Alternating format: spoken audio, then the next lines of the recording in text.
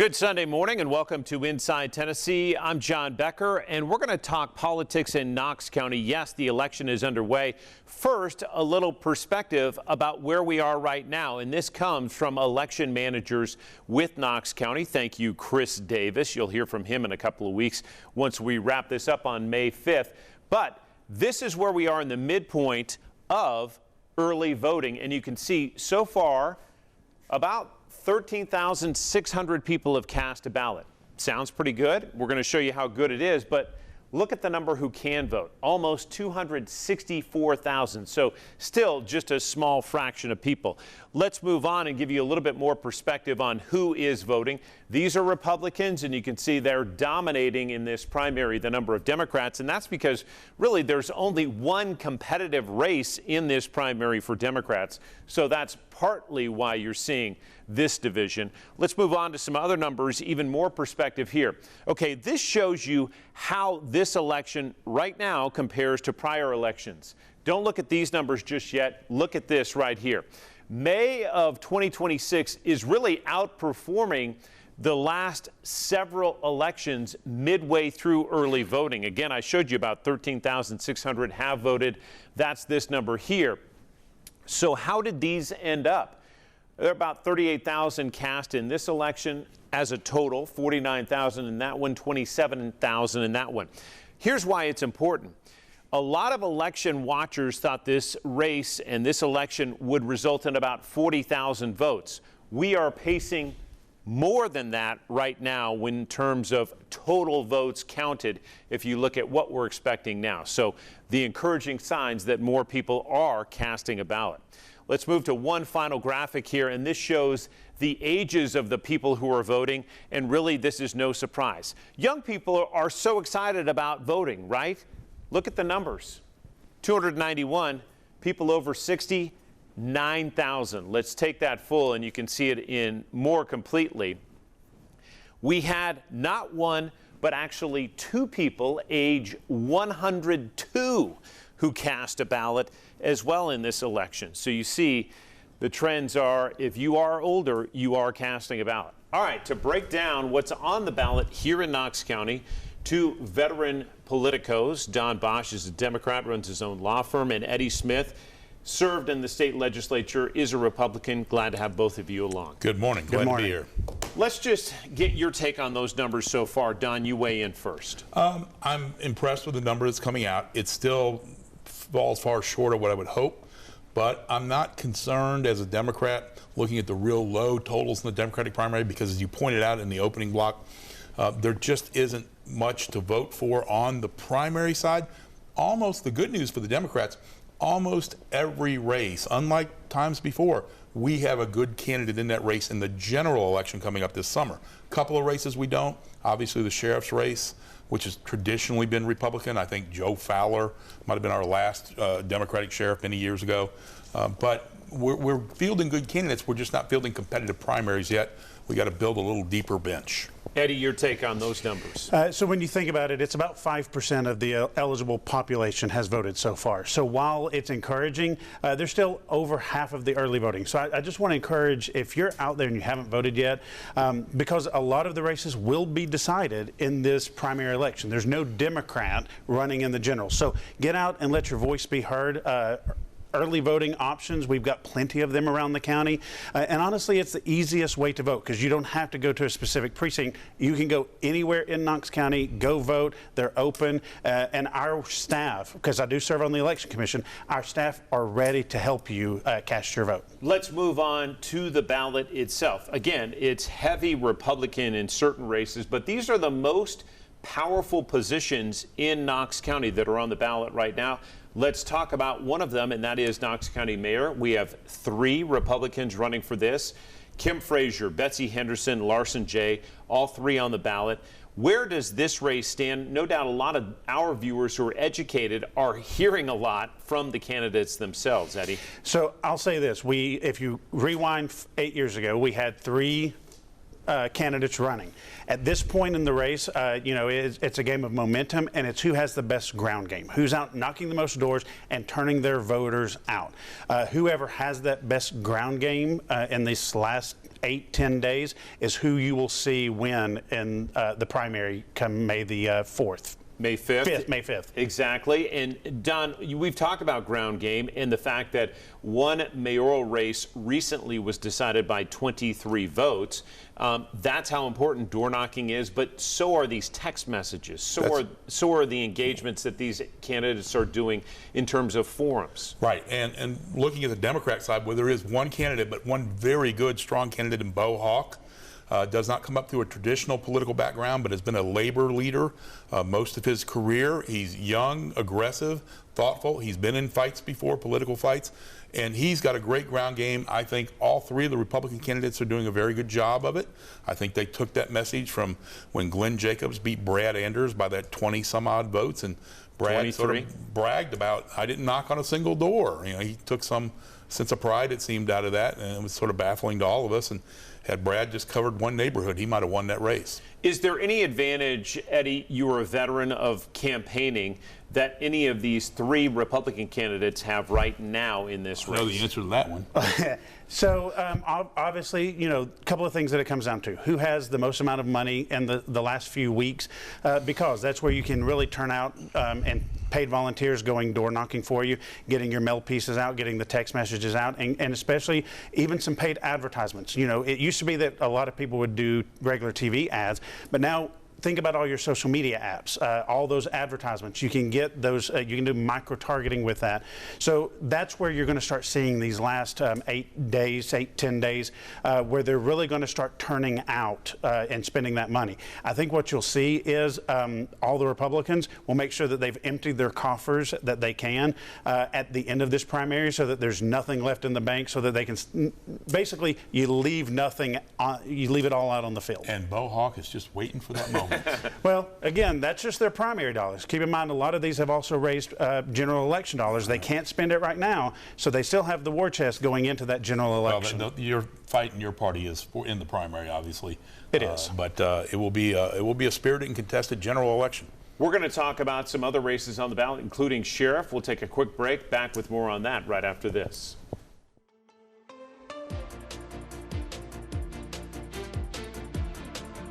Back on Inside Tennessee with Eddie Smith and Don Bosch, and we're breaking down the ballot in Knox County. It's heavily Republican right now because we're in a primary. Eddie, let's move to the sheriff race. We have 4 veteran law enforcement officers who are running in this race. We've heard from them on a debate that we had on our broadcast. But also, what do you say in terms of the experience versus insider in this race? Because we're hearing a lot about that. This is one where there are 4 highly qualified candidates that are running, and no matter who wins, Knox County is going to be well served because we have a great breadth of knowledge that is running in this sheriff's race. I look more for, I think that in a 4-way race, I think it all, again, goes to the turnout. And I think, one of the candidates, who is also a former sheriff, may have the advantage there just because he does have that built-in machine. But then you've got Sheriff Spangler, who has endorsed David Amburn. But you don't discount Mike Davis, who is kind of the outsider, not inside the sheriff's, former DEA. Still brings a lot of experience, but he's also married to the state representative from South Knoxville that could also bring some additional help to him in the turnout game. So, well, I think my dear friend Eddie just missed the guy that very well may win it, Brent Gibson. Well, I hadn't gotten there. Okay, I think Brent right now, to me, looks like he might have a slight edge over all those candidates for different reasons. Why do you say that? Because he is not tarred with past administrations. Spangler, of course, endorsing David Amburn and JJ are both products of, frankly, the Hutchison regime. And there's a lot of bad feelings in this community over some of the things that have happened in the Sheriff's Department. There's been a lot of negative press about JJ, and JJ's a friend. All 4 of these candidates are friends of mine. And but Brent Gibson is somebody, he has held every position you could virtually have except sheriff in the Sheriff's Department. He's from here. He's a former UT athlete, college, has a master's degree. he is away from the old political machine that a lot of people have been critical about with the Sheriff's Department over the years. I think he'd be a breath of fresh air that really would do well.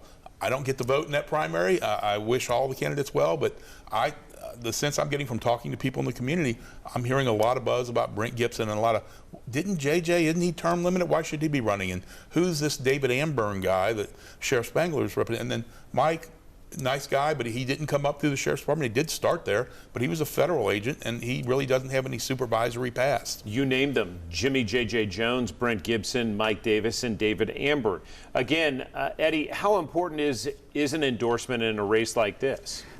I think endorsements used to carry a lot more weight than they do now, just because I think people have so much more information at their disposal. They can look up what a candidate believes. They have more access to the candidate, especially because they can tweet at them. They can Instagram them. So I don't think endorsements carry near the weight that they once did before we had the age of social media. I agree with Eddie on that.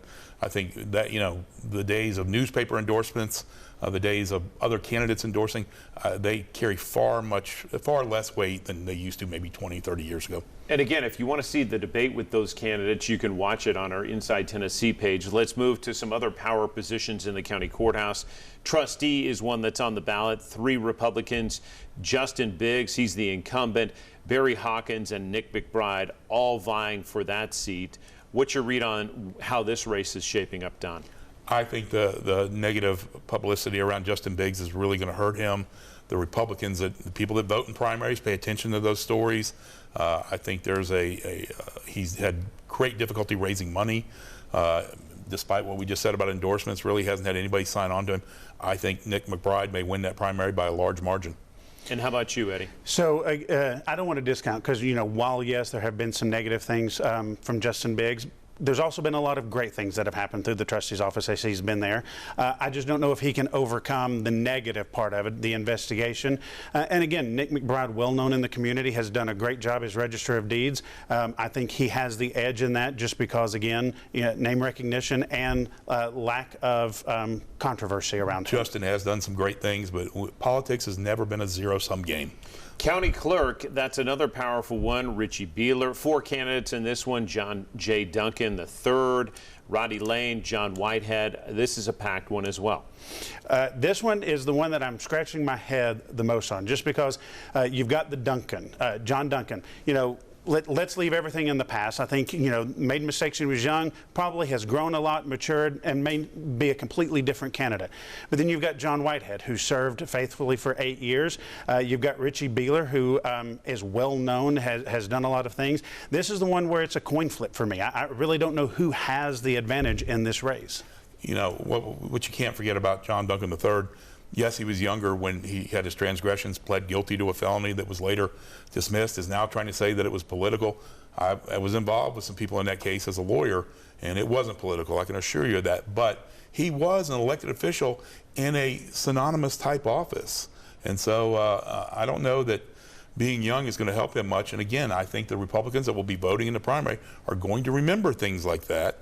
And I think that, frankly, Richie Beeler, maybe John Whitehead, I'm not sure where it goes, but I don't think it'll be John Duncan III. Again, this is Don and Eddie's take on this election so far, but don't let them decide who you vote for. That's right. Go to our website and you can hear interviews with the candidates yourself and make your own decision. Just want to give you some perspective on what we're hearing from these two on these races. We've been wrong before. 100%, all of us. And we'll be back with more of our conversation in more down ballot races on the Knox County ballot right after this.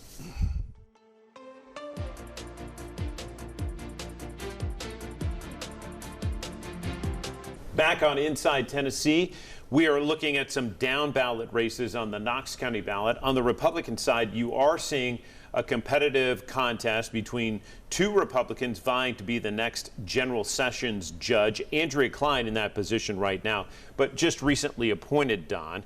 Explain why this is an important race. Well, it's an important bench because it's where many of the criminal and some civil cases start, small claims court cases. This is an interesting battle because if you remember, County Commission made this appointment when Jeff Emery retired, longtime judge, well thought of, well respected.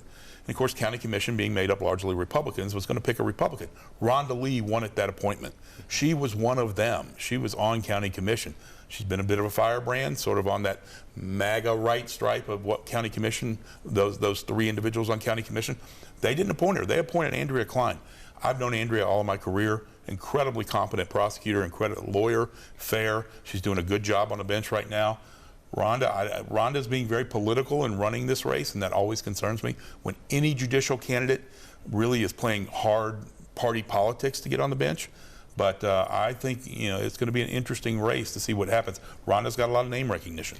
Eddie? So let me set the candidates aside for a second, because this is unusual, because normally all of the judges happen at the same time. So this is, whenever those judges come out, the one concern I hear from people is, what do they all do? So this is actually a chance for voters to really dig in and learn what actually happens in that court, and then look at the candidates to make the best decision who needs to serve on that bench. So this is a great opportunity to really learn what happens in that judicial system so they can make the best choice of the two candidates that are running in the primary. We have their interviews again on our politicals page, and you can see that. We'll show it in just a little bit, a link to that. But I want to move on to two at-large commission seats. Again, Knox County Commission is made up of 11 commissioners, but that 9 of them have specific districts, which we'll talk about. 2 of them serve in at-large ways, and the 2 that are in there now are both running for mayor. So let's talk about District 10 and District 11. District 10, Eddie, has some familiar names to people in and around the courthouse: Justin Comfort, Kimberly Gren, as well as Ronnie Rochelle. Explain the significance of District 10. So both of them are significant because they represent the entire county. And this is one where everyone in the county, whether you live in the Gibbs community or Farragut, whether you live in South Knoxville or Powell, everybody gets a chance to vote on these. And it really is kind of much like the mayor. It's your voice on county commission for the whole county. So it's really just taking a chance.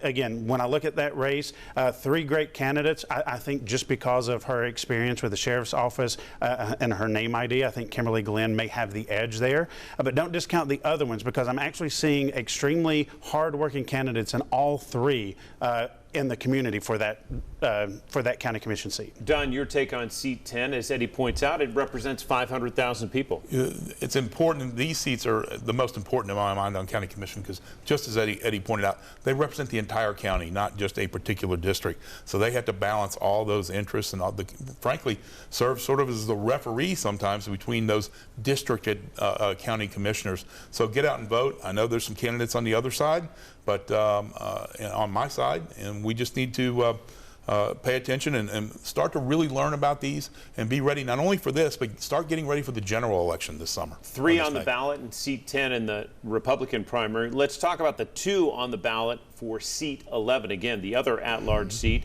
Eddie, Garrett Holt and Liz Tombers. So this is a rematch of a local district from just a couple of years ago.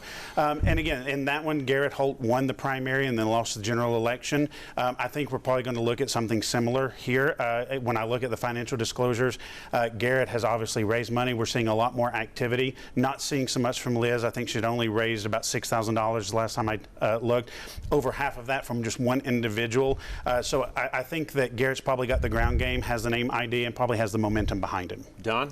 From the Republican perspective that Eddie just gave, I agree. I think Garrett, he's well known. He's won this race once, and there's no reason to think that he won't win this primary a second time.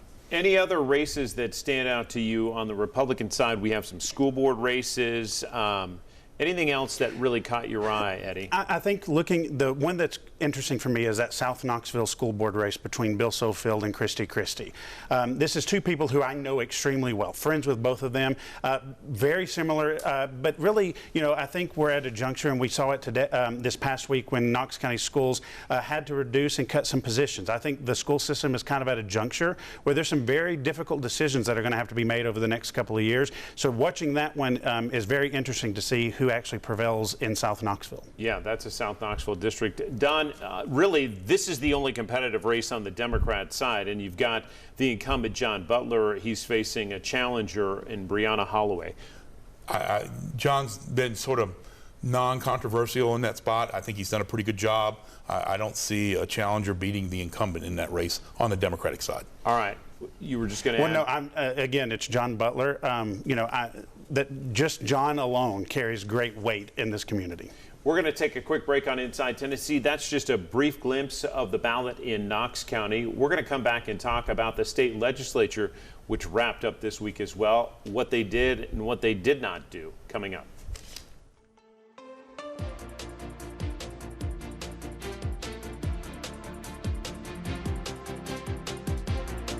Back on Inside Tennessee to talk about the state legislature just wrapping up this week. We're going to talk about the best and the worst. But Don, just to remind our viewers, the Republicans hold a walkout majority in the state legislature, meaning the Democrats could literally walk out and the Republicans can take care of business. Unfortunately, that hasn't happened. And they still do have a voice, although not as strong as I would hope they would. But Eddie and I both joked and agreed. I think the best thing that happened is they're adjourning.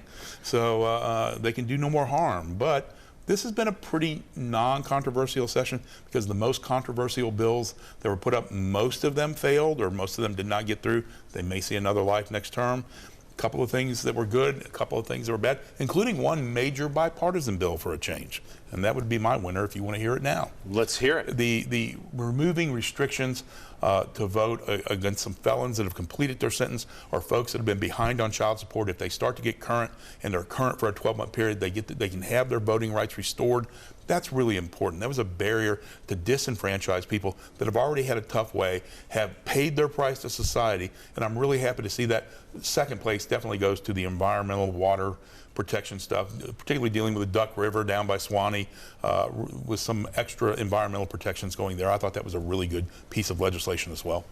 And like the Don best. said, honestly, I'm just going to say the budget. And the reason I say that is because what most people don't realize is they think that legislators are picking between good and bad, and they're not. They're picking between good and good. So even in the budget, while not everything was funded, a lot of great things were funded. It's keeping Tennessee on a stable trajectory. You know, investing in nuclear energy. We're continuing to be the #1 place for nuclear energy expansion in the country. It's bringing a lot of investment into Oak Ridge.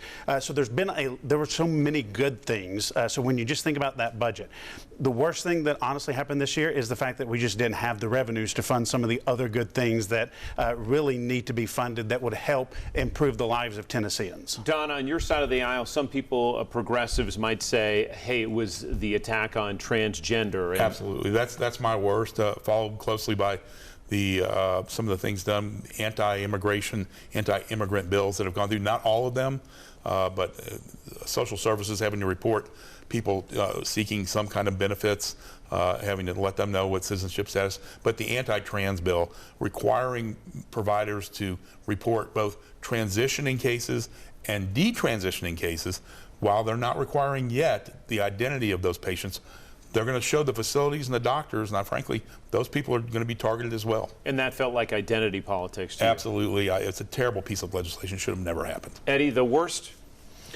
So again, I'm going to go back to some of the things that were not funded, just because there weren't the revenues. When we look at the relative care program, it's keeping 1,500 kids out of foster care. There's 1,000 kids waiting. They weren't able to fund that. So there's some things like that that could improve that they just weren't able to do this year. Just imagine if we had to fund the new vouchers bill that failed. Millions at stake. Certainly, we did see an expansion there.